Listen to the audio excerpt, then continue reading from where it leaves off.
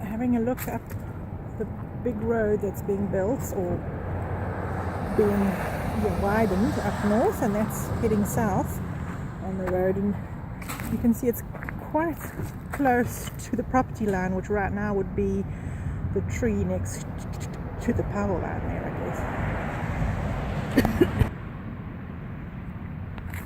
So this is as you drive in. This is the driveway.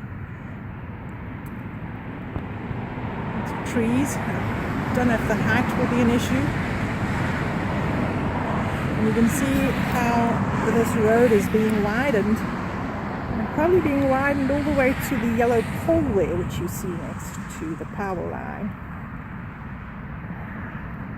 And that's heading south.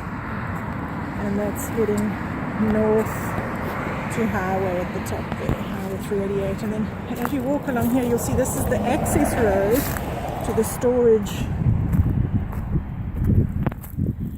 place at the back that's unmanned and isolated, I would say. You can see over here is the back of the property and a little fence.